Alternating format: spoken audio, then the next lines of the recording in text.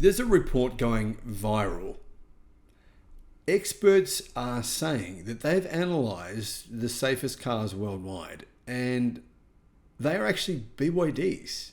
Number one and number two safest cars in the world.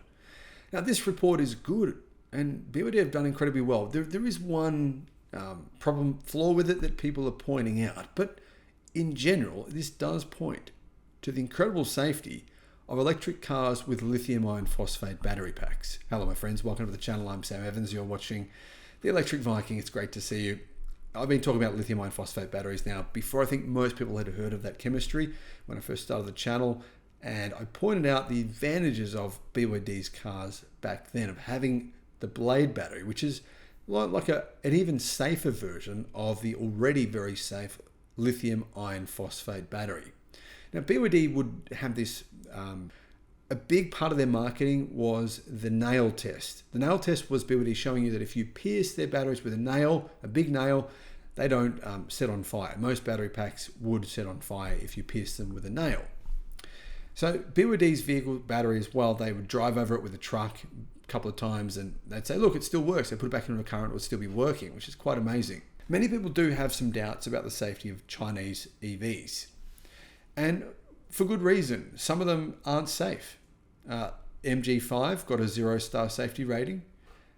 Some Chinese EVs aren't safe, aren't particularly safe.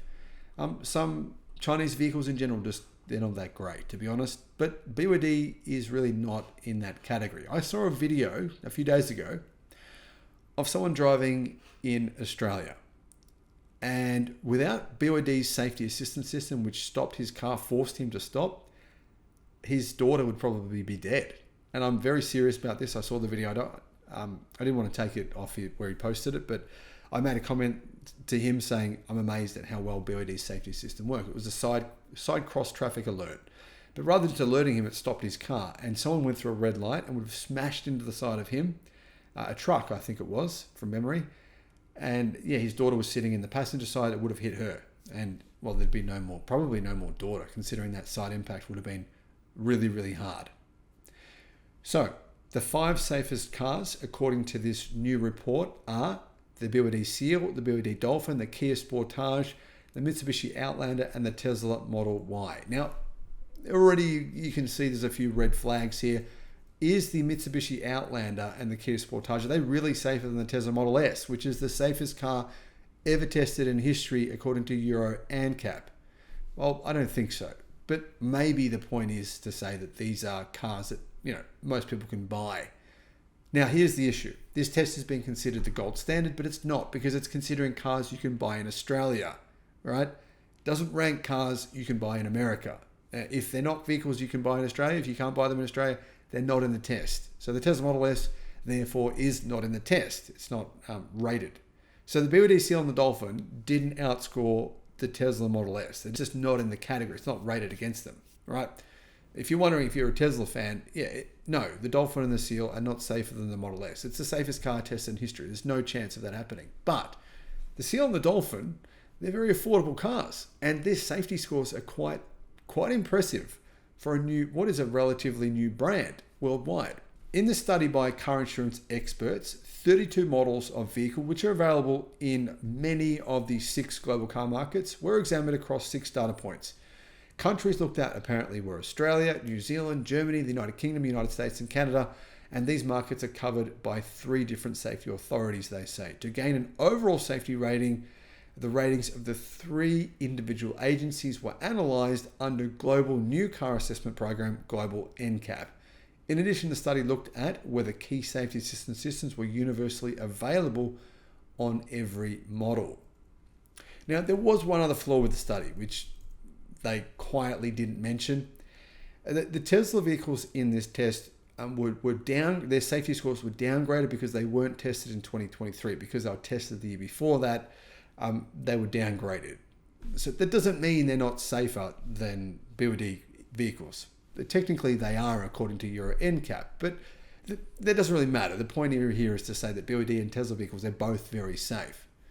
Along with ANCAP, Euro NCAP, and NH TSA rating. The remaining data points were reversing camera, AEB, and lane assist, and whether these three items were standard on the base model in all studied countries. So this is a bit arbitrary. The study is not saying, does lane assist actually work? Does AEB work? Does the reversing camera work? Is the resolution good enough?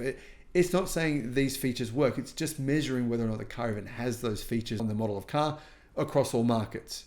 So that's the only issue here. The car I've been currently driving around, it's actually an MG car. The lane assist does go off when I'm not going outside of the lane. Sometimes it just beeps at me for no reason. I'm like, why are you beeping? I didn't do anything. Shut up. So that's worth considering here. Does the lane assist feature work correctly all the time?